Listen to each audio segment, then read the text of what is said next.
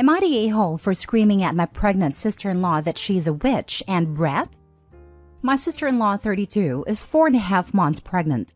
Since she discovered she is, she has been making various requests, which I am not happy about. To give some context, she demands that if we go to family dinners in a restaurant, we have to avoid certain places such as kebabs or sushi. But it doesn't just stop with that. It is basically anything. We can't go to cafes because she says the smell of coffee and pastries make her sick to her stomach, and that besides that, she can't drink coffee which she used to love. She is also in my friend's group which I introduced her to, and has the same attitude around clothes. We can't go shopping anymore because she will start crying that she can't wear the clothes, or that the heels won't fit her. We have told her that there must be clothes with a bigger size to complement her body now, but she says that is a waste of energy and money. In 3 weeks, it will be my 30th birthday, so I want to make it special. And since I was a child, my best friend and I's favorite food has been sushi, and we used to go out to this sushi place once a week. So, I found this restaurant who will deliver me these freshly made sushi rolls, and I have told sister-in-law today about this, so I can warn her about the potential nauseating smell that she says she hates. The moment I told her, she got very mad. She told me how selfish I was for choosing the main food that she cannot eat at the moment. I tried to explain to her that I had always planned this, and that I will also gather food specifically for her. But she did not hear me. She screamed that I was doing this on purpose, just to humiliate her like all the other times.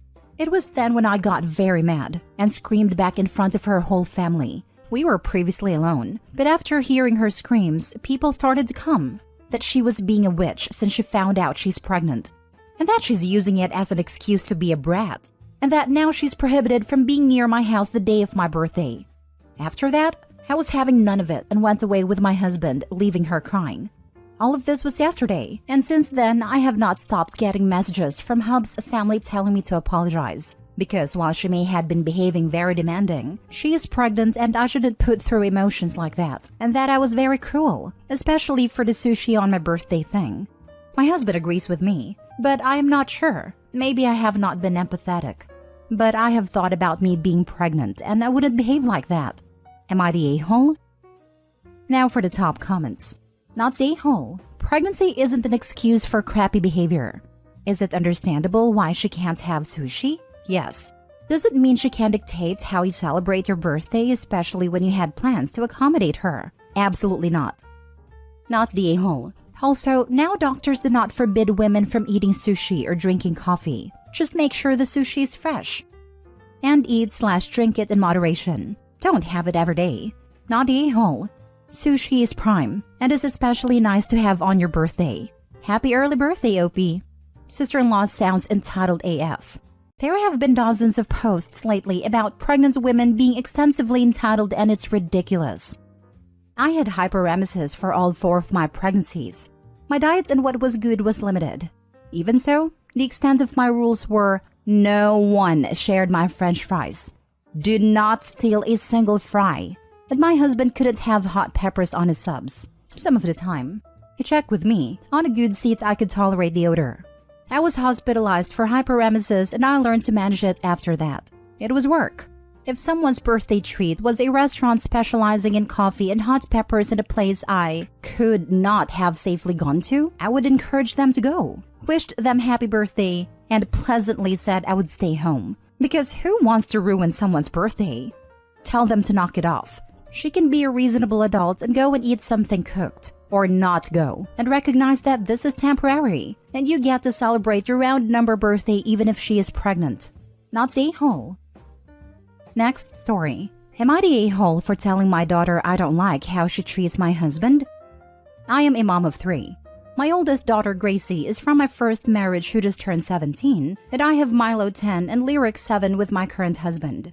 My ex-husband and I separated days after Gracie's first birthday because he told me he wanted to see other women and wanted me to wait for him.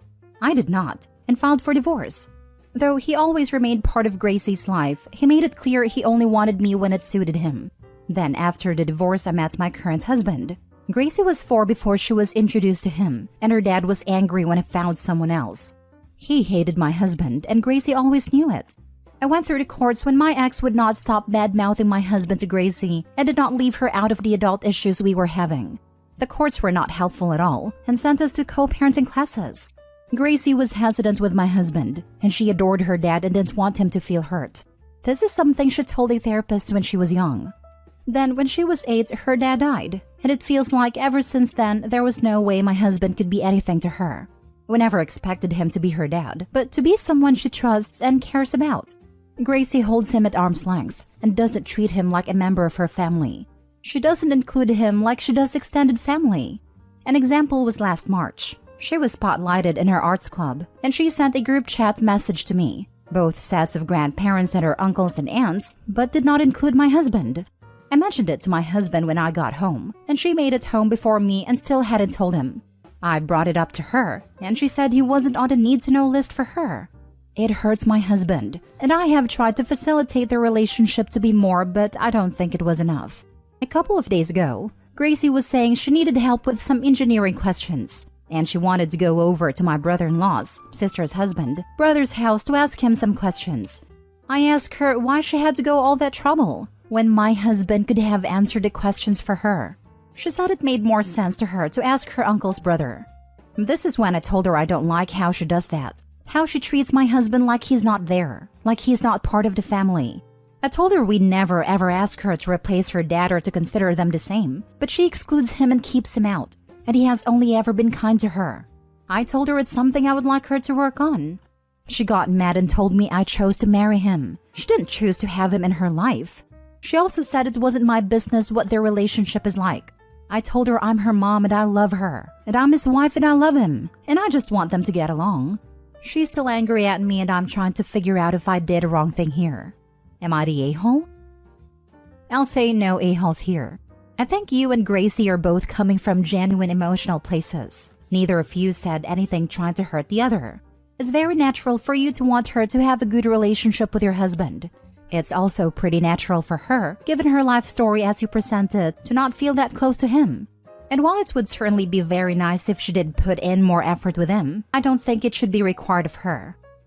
Often, when a parent tries to steer their child towards something, the child will go the other direction. As hard as it might be, I think the subject should be dropped and accept Gracie where she's at. Maybe in time, without the pressure, she will develop the love and respect for the role her stepfather has provided. We can't change how others behave, just how we react to their behavior. Not the a-hole for what you said to her.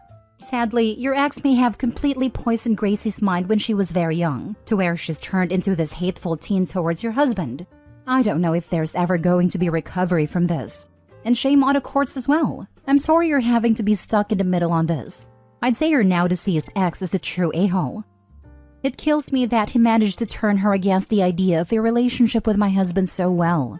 I can understand being jealous to a point, but he's the one who wanted to be with others and expected me to wait around for him. He was such a selfish a-hole, and I wish I'd known that when I was married to him.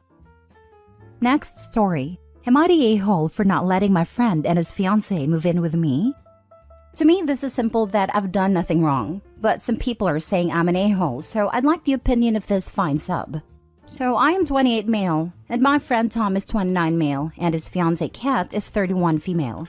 Recently, Tom and Kat have come into financial issues and are unable to pay for their rent. As it stands, they can either move in with Kat's parents who live roughly 2 hours away, or they can move in with me until they find another place to rent. Now, they would rather move in with me. I live alone in a 3-bedroom house, so I have the space. It would be easier for them as they can stay near our other friends and close to Tom's work. There's also a lot of parks nearby, so Kat can take her dogs for walks. That's all well and good for them. However, the idea of living with someone, let alone 2 people, does not sit well with me. I have 1 bedroom where I sleep. The other 2 bedrooms are my home office and my library. Furthermore, I love the feeling of coming home to an empty house. Everything is as I left it, and I can properly unwind. Also, living alone makes it easier to bring girls over. So, I told Tom and Kat this, and they were not happy. They called me selfish for not sacrificing for them, said a true friend would help. So I told them the blunt truth, that I would be happy to help Tom. He works full-time and would respect my space. But I did not want Kat to live with me. Reasons being, she doesn't work, so she would be in my home much more than me. Her dogs are inside dogs, and I don't want that at all. and I told them that Thomas told me privately he gets frustrated that he comes home from work and still has to prepare dinner and do most of the chores. I told Kat she's lucky she's with someone who tolerates her and loves her, but I'm not like Tom. I'm not dealing with it. Kat breaks down crying at this point and calls me evil. I apologize to Tom, but tell him he knows my stance. This happened late last year. Right now, Tom and Kat are living with Kat's parents still, and I know it's hard for them. My mates know how Kat is and told me I did the right thing. However, people who are close to Kat are saying I'm a terrible person, and I put them in a situation which might ruin their relationship. So am I the a-hole for not letting my friend and his fiancé move in?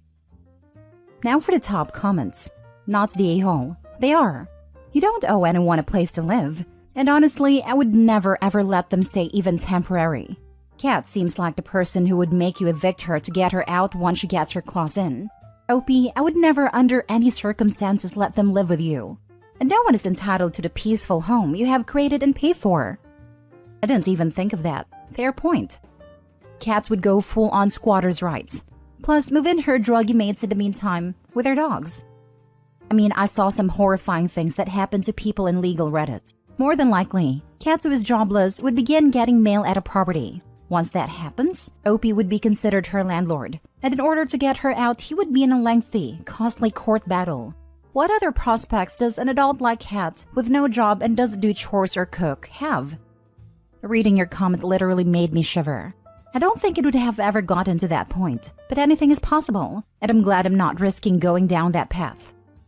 Not the a-hole. Tom and Kat aren't looking for a place to stay for a couple of weeks in an emergency. They're looking for a long-term place to live. They got kicked out of their old place because they couldn't pay the rent. They're not magically going to be able to afford to rent a new place. Part of me thinks that's true as well, especially if they get comfortable. They're not comfy at mom's place, yet they remain.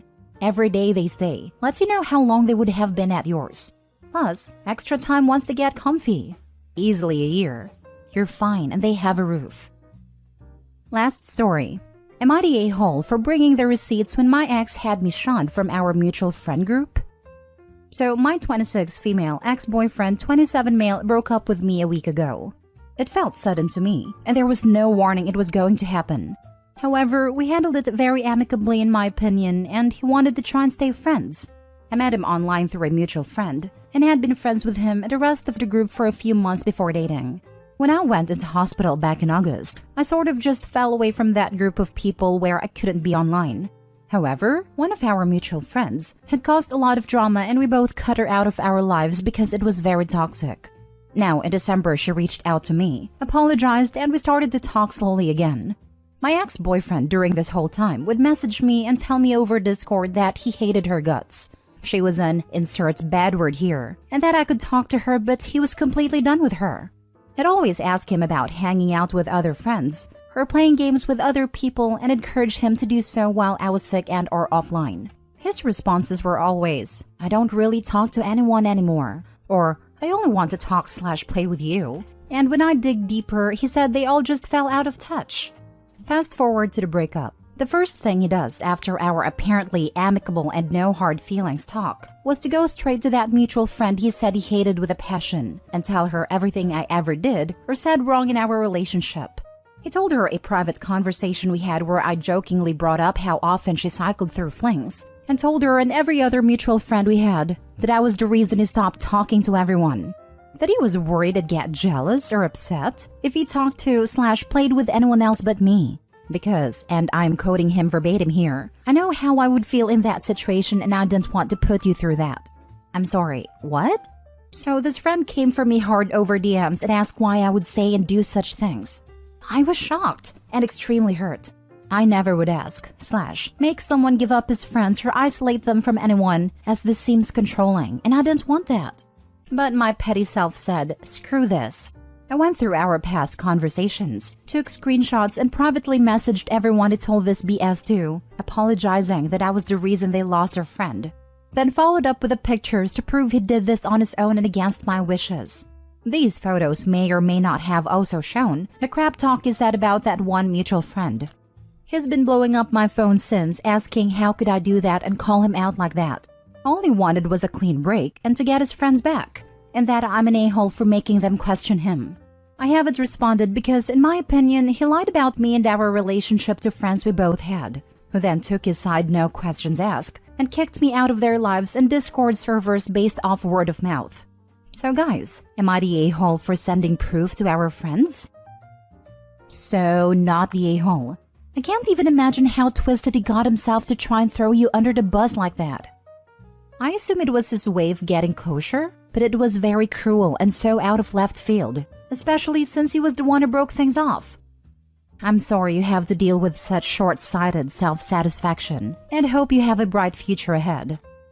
Thank you very much. The experiences I've had this past week are making me realize the breakup is a blessing in disguise.